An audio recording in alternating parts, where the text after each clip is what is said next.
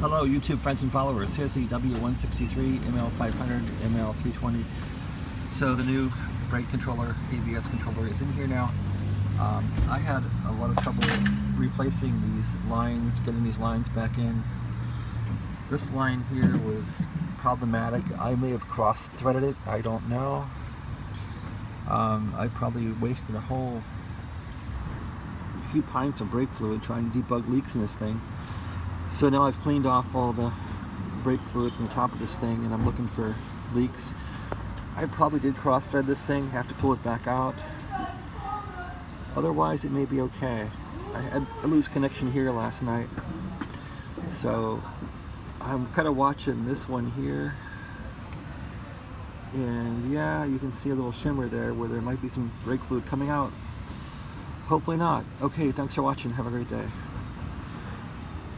Yeah, this is really hard. Would I do this again? No.